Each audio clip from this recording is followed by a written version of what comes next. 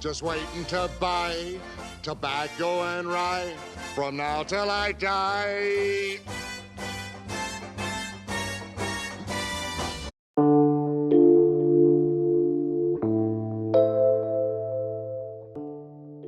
In 1968, Hollywood descended on the untouched forests of northeastern Oregon, determined to create a grand musical western unlike anything audiences had ever seen.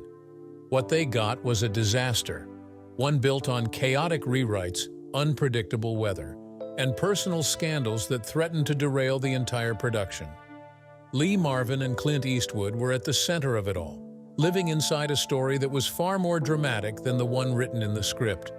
The film would come and go, but the memories stayed with Marvin for the rest of his life. And near the end, he finally opened up about what happened out there in the mountains, exposing something many had long suspected about Clint Eastwood, how chaos forged a Hollywood legend. The story begins in New York City, where Marvin grew up in comfort and privilege. Born on February 19, 1924, he was the son of a successful advertising executive and a mother deeply involved in the fast-paced world of fashion writing. Even his name carried weight. His parents, proud of a distant family connection to Confederate General Robert E. Lee, named one son Robert and the other Lee.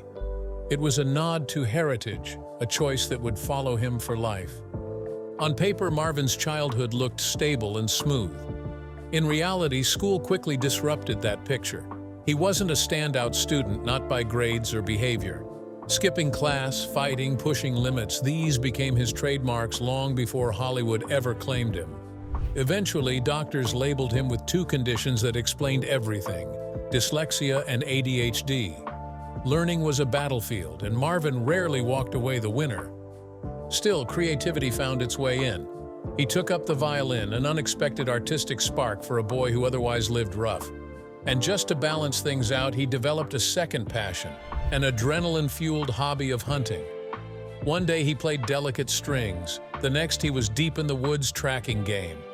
It was as if two versions of Marvin were growing at the exact same time. School never managed to hold him for long.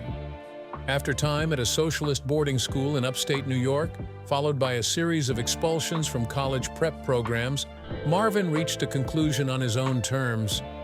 Formal education wasn't his world. He stepped away from academia entirely. But outside those classroom walls, another world was preparing to change everything. The year was 1942. War was spreading across the planet, and Marvin made a choice that would define him long before cameras ever rolled. He enlisted in the United States Marines. His military story wasn't just notable, it was brutal and unforgettable. On the island of Saipan, Marvin was pushed straight into the heart of combat. Machine gun fire tore through his unit, leaving devastation behind. He survived, but barely.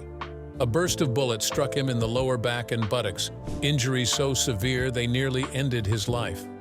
For his bravery and sacrifice, he received the Purple Heart, along with a collection of military honors recognizing what he endured and what he gave. In 1945, with his wounds healed enough to return home, Marvin was discharged. America recognized him as a war hero, yet that recognition didn't immediately translate into opportunity. The first job he managed to secure was as a plumber's assistant. Dirty work, gritty work, a far cry from glory. And it could have ended there. He could have spent life with a wrench in his hand and war stories no one in his neighborhood understood. But fate intervened in the unlikeliest of places, a community theater. One night, an actor fell ill mid-production. A replacement was needed quickly, and Marvin stepped forward, not with training, but with guts. He walked onto that stage and performed. In that moment, he discovered what school couldn't teach, what war couldn't silence: a calling. Acting hooked him instantly. From then on, he moved through off-Broadway roles across New York State, working, learning, proving himself. That persistence eventually carried him straight to Broadway, where he landed a role in Billy Budd. It was small, but symbolic, a signal that he was moving upward. Soon the next leap became obvious.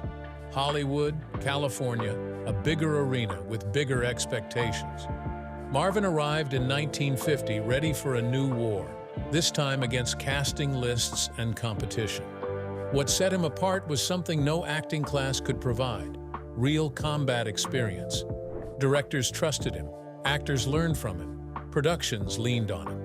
If a scene needed authenticity, if a weapon needed to be held right, Lee Marvin became the man to ask.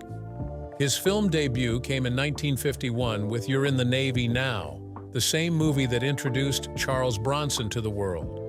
Marvin shot much of it in Virginia, and when additional filming moved to Hollywood, he didn't return east. He stayed. That decision anchored him permanently in the industry he was chasing. His next job was a tiny part in Teresa, so small he didn't even get credited. But that didn't matter.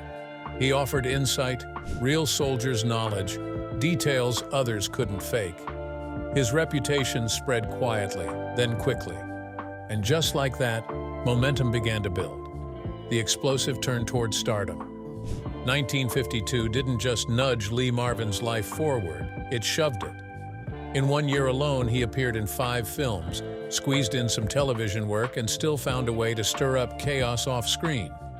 He wasn't headlining anything yet, not even close. With most of his roles buried in the credits, he was more background than billboard. But his personal life? That had top billing. Somewhere between movie sets and auditions, Marvin slipped away to Las Vegas for a quick marriage to Betty Ebeling, who had worked as Joan Crawford's nanny. Before long, the two were raising 4 children, a son and 3 daughters. Almost overnight, he wasn't just an actor trying to break through. He was a provider with mouths to feed. Acting wasn't a dream anymore, it was survival. And he worked like a man who knew it. The very next year, Marvin pushed himself even harder, appearing in 7 films. One of them stood out for a very literal reason. It was a 3D Western, still a novelty at the time, and audiences weren't ready for Lee Marvin lunging out of the screen with a rifle aimed right at their faces. If they didn't know his name before, that moment burned it into their memory. He still hadn't found his place, though. Hollywood hadn't decided who Lee Marvin was supposed to be. But the tough guy roles, those were calling to him. He just needed to prove he could own them.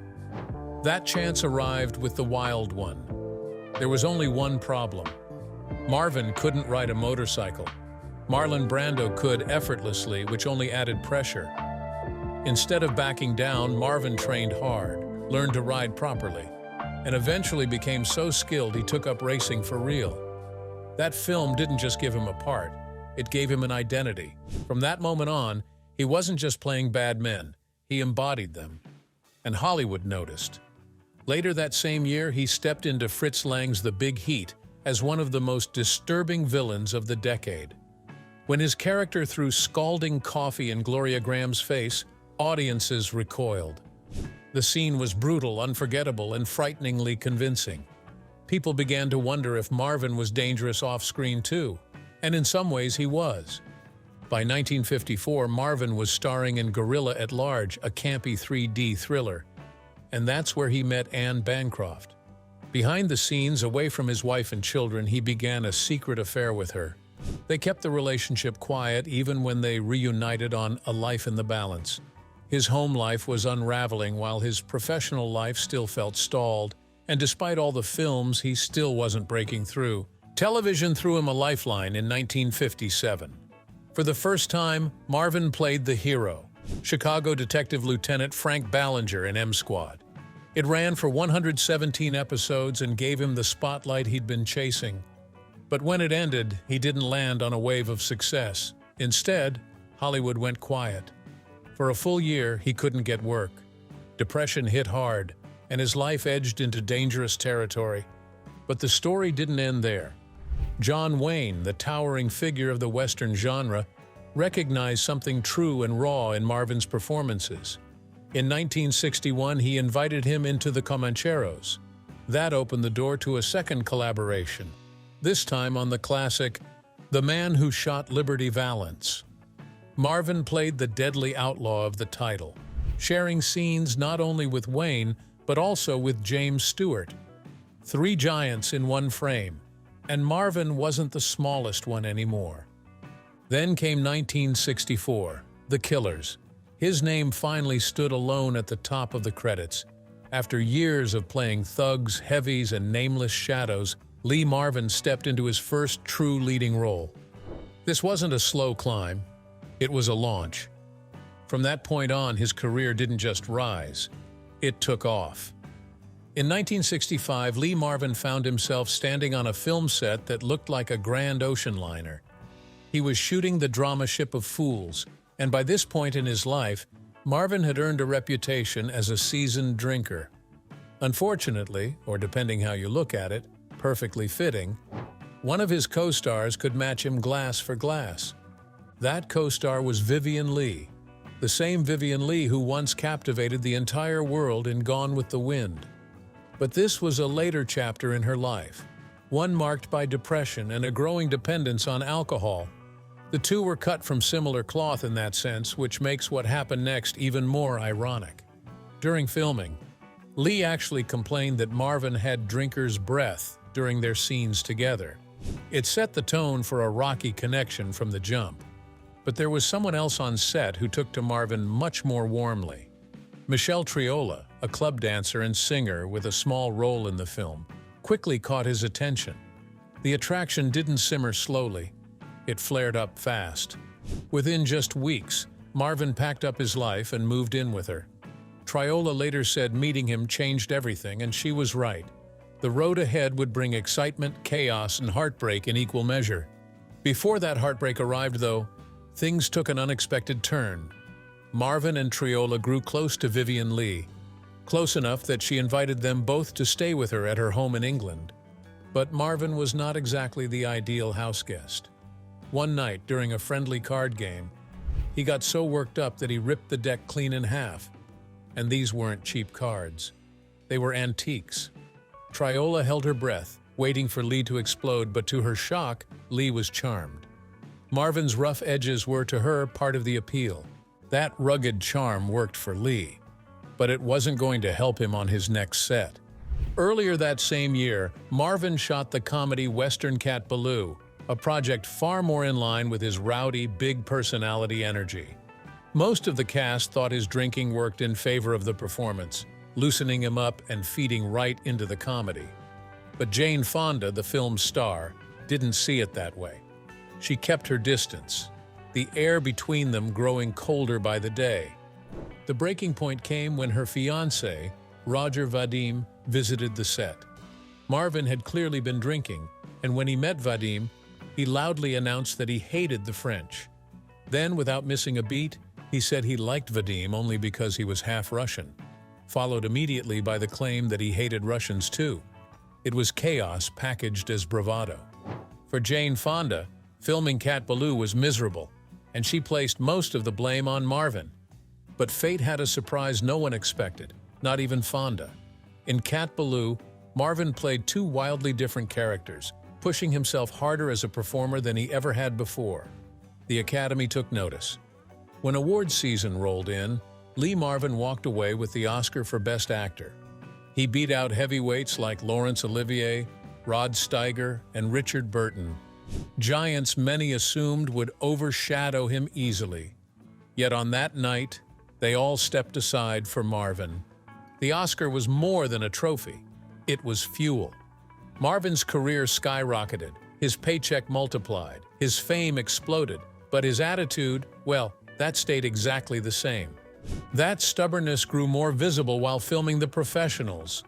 Marvin clashed fiercely with co-star Burt Lancaster, and the tension ran so high the director genuinely worried Lancaster might toss Marvin off a mountain.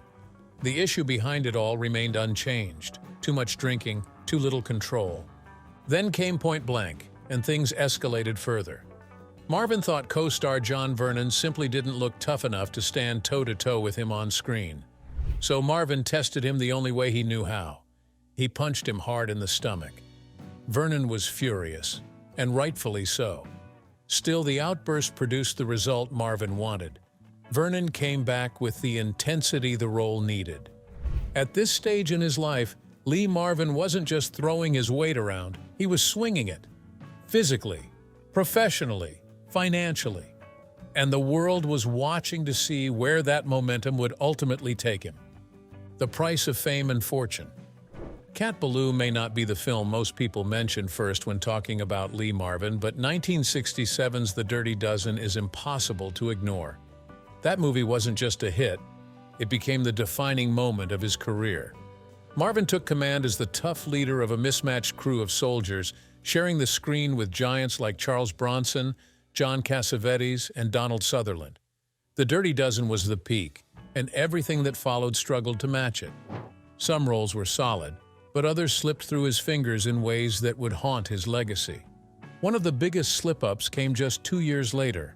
In 1969, Sam Peckinpah was building a new kind of Western, a violent, gritty rebellion of a film called The Wild Bunch. With The Dirty Dozen still fresh and roaring, Peckinpah had one name circled at the top of his list: Lee Marvin. Critics were buzzing, Hollywood was watching, and everything pointed toward another landmark role. But there was one problem: money. Marvin liked the script, but the paycheck wasn't quite big enough for a newly crowned star. And just when he seemed ready to sign on, another offer arrived. Another Western, but a musical. A strange match for a gravel-voiced war movie hero. Except this one came with a salary too good to ignore. Marvin switched gears, polished up just enough voice work to get by, and walked away from The Wild Bunch. History wasn't kind to that decision. The Wild Bunch was hailed as a masterpiece, preserved in the National Film Registry, ranked in the American Film Institute's top films and thrillers. Meanwhile, the movie Marvin chose instead, Paint Your Wagon, limped through the box office and lives today mostly as a Simpsons punchline. Still, the musical wasn't a complete disaster for him. On set, Marvin drank heavily. More than usual, many said, but somehow it worked in his favor. He wasn't a trained singer by any stretch, yet his rough, wandering voice gave life to Wand'rin' Star, a performance that earned him a gold record. It was a bizarre twist, one of Hollywood's toughest tough guys accidentally scoring a hit song. But alcohol rarely improved things for him in the long run. By 1970, while shooting Monty Walsh, director William A. Fraker finally banned Marvin from drinking altogether. It was mitigation, not a cure. Castmate Mitchell Ryan was battling his own demons during production, and when Fraker prepared to fire him, Marvin stepped in, using his weight and reputation to save Ryan's job. Even in chaos, his loyalty could shine through. The work kept coming, but not the quality. Then came another sliding door moment.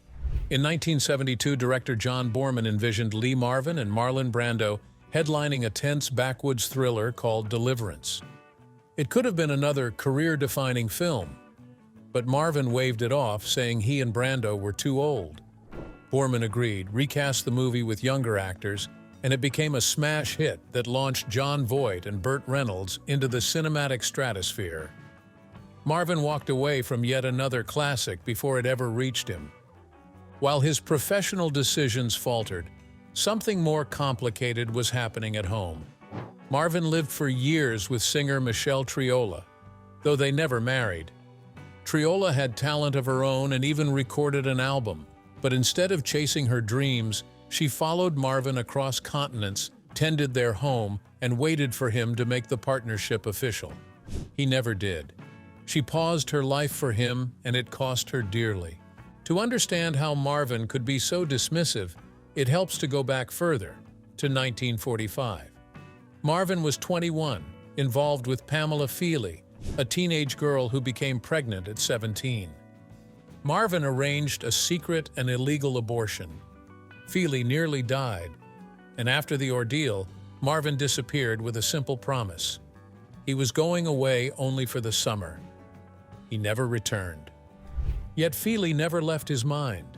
25 years later, while still living with Triola, Marvin returned to his hometown, found Feely's house, walked into her kitchen, and told her he had come back for her. Feely, overwhelmed, welcomed him. One enormous complication remained: Triola waiting in California and expecting marriage.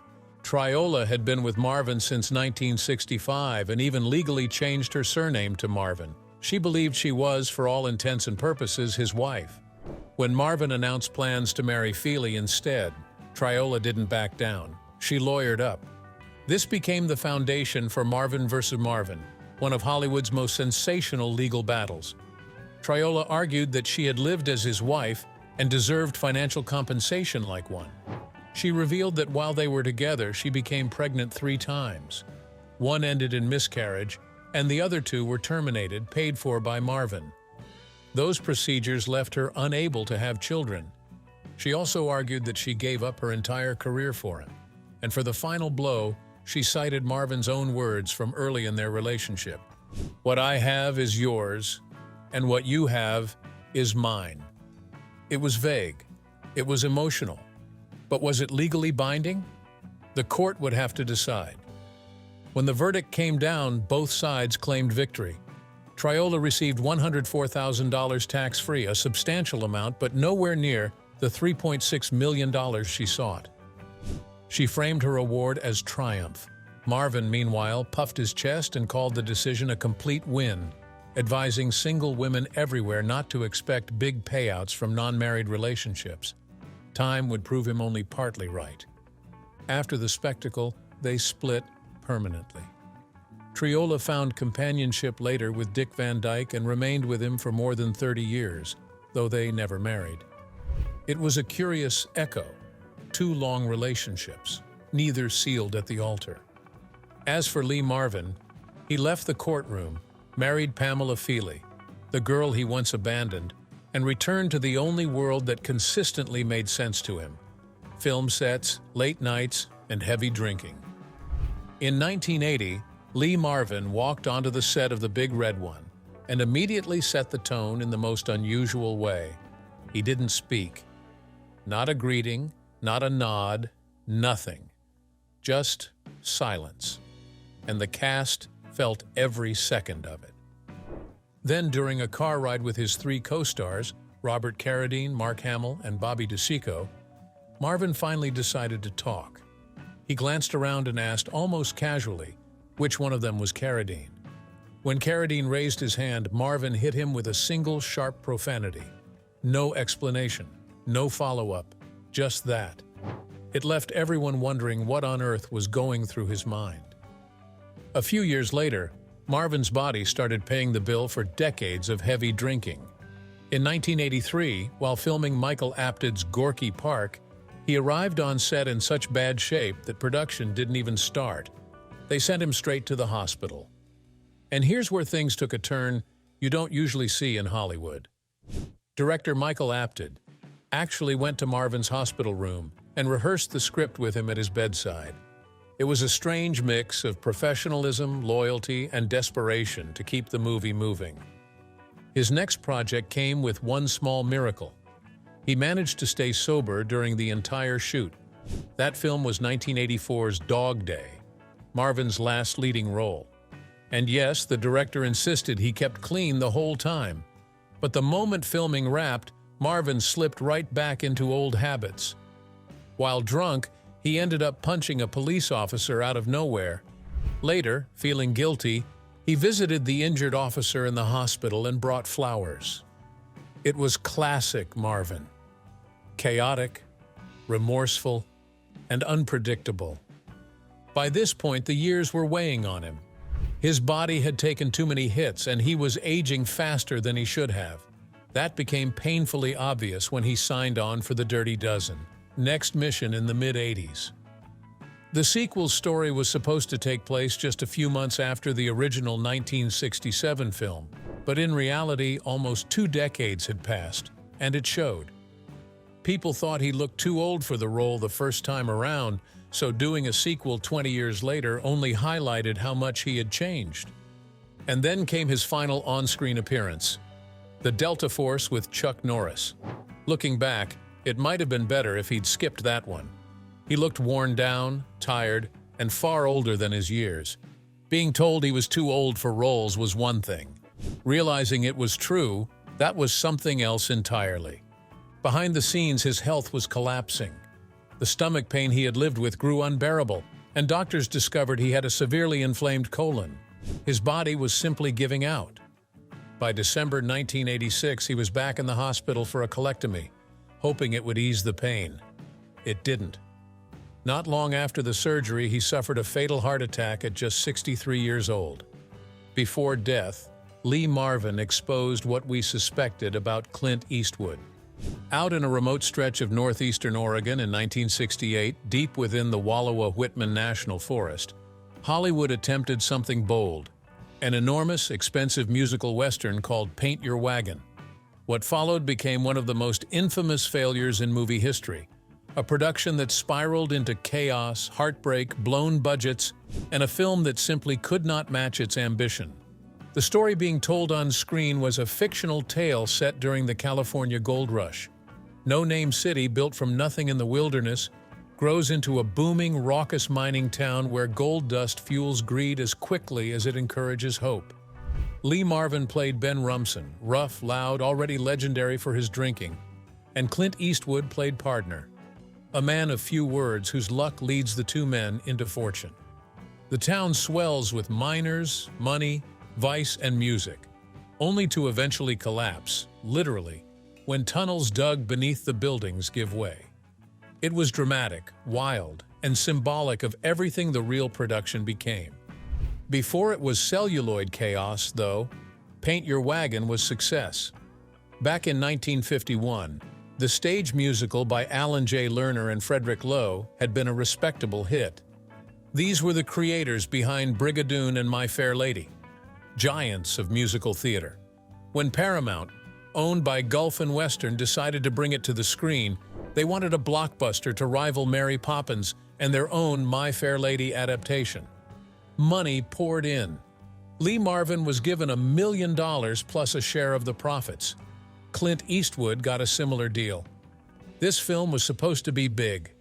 Lerner himself came on board as a producer, and the famed Joshua Logan, director of Camelot and South Pacific, took command behind the camera. But the version that unfolded on the mountain was not the Broadway story audiences remembered. Screenwriter Paddy Chayefsky tore apart much of the original script, replacing characters and plot lines to appeal to the 1960s counterculture. Suddenly, the central figure wasn't Marvin or Eastwood, but Jean Seberg as Elizabeth, a woman married to them both in a storyline that was bold, strange, and, depending who you ask, either modern or misguided. The search for a filming location was equally dramatic. Production designer John Truscott insisted the movie needed a vast, breathtaking landscape, and the Eagle Creek Valley delivered exactly that. The trouble, it was nearly inaccessible, a 2-hour trek over dirt roads just to get on set. The solution was expensive but simple: helicopters. And with the help of Oregon's governor, Tom McCall, who even created a film office specifically to support the shoot, Hollywood took over. What they built there was astonishing. No Name City was an entire town, full-scale, with handcrafted buildings sitting on hydraulic lifts so the set could collapse spectacularly for the finale. Tunnels ran underneath, constructed just so they could cave in. It cost $2.4 million and took 7 months to build. Governor McCall himself cut the opening ribbon. Baker, Oregon had never seen anything like it. 400 cast and crew members descended on the town, filling every hotel room. Paramount spent thousands weekly just feeding people. Filming began June 24, 1968, but it didn't take long for reality to unravel. Lerner hovered constantly, overriding director Logan whenever he saw fit. Lee Marvin drank heavily and was often aggressive. And off-set, Clint Eastwood and Jean Seberg ignited an affair that shook the production to its core. Seberg fell completely for Eastwood. She confessed she planned to leave her husband, author Romain Gary, for him. Gary reacted like a character from a tragic romance. He challenged Eastwood to a duel. The duel never happened, but the emotional wreckage did. Seberg informed her publicist she was ready to announce a divorce, believing Eastwood would return her love. She didn't know he was simultaneously involved with another woman on the set, an extra he personally secured work for. That extra later admitted their affair lasted 2 years and confirmed Seberg was totally unaware. When shooting wrapped and the cast returned to Los Angeles, Eastwood simply disappeared from Seberg's life. The abandonment devastated her. She had believed she was loved. Instead, she was alone. Meanwhile, filming itself was grueling. Hundreds of local extras camped on site, earning $20 a day until they threatened a strike demanding $25. Even an Oregon senator appeared in costume for a cameo on horseback. Logan's schedule became relentless.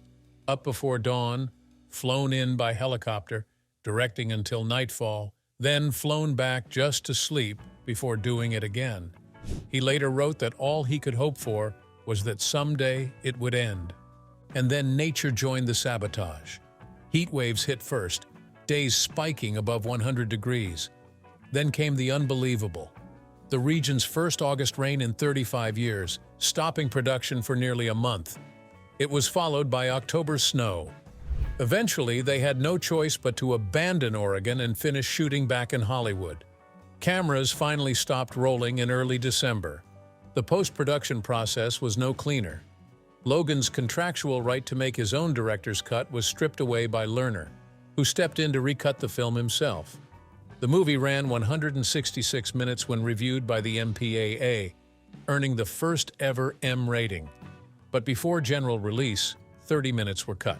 Paint Your Wagon premiered in New York on October 15, 1969, and later screened in Portland with Governor McCall in attendance. Critics were brutal. Rex Reed labeled it a monument to unparalleled incompetence. Roger Ebert couldn't even muster sarcasm. He said the film simply existed in his mind like a heavy lump. The public wasn't much kinder. Paramount insisted it earned around $14 million, but the production had cost at least $20 million. Even Clint Eastwood later admitted there was no hiding the obvious. Too much money, not enough movie. Eastwood's involvement is a story all its own. Fresh off his tough guy Western roles, he signed on thinking Paint Your Wagon was going to be revolutionary, a dark, gritty musical with an interracial romance at its core. That was the pitch. That was the version he wanted. He was young, ambitious, and willing to try something wild. His father had been a singer, and Eastwood believed sincerely that perhaps the talent ran in the family. The vision he agreed to collapsed as quickly as the tunnels beneath No Name City. Scripts changed. The romance storyline was scrapped. The grit disappeared. What remained was a traditional Hollywood musical, light, glossy, and entirely wrong for his image. Watching the final cut nearly broke him. He later admitted that he sank into his seat, humiliated, even considering quitting acting altogether. Looking back, Paint Your Wagon feels like a lesson carved into celluloid. It was supposed to be bold, daring, fresh. Instead, it became a warning about ambition without direction. A grand production swallowed by weather, ego, heartbreak, and a story that never figured out what it wanted to be. $1 million star singing off-key, a set that cost a fortune just to collapse, and a film that ended up doing the same.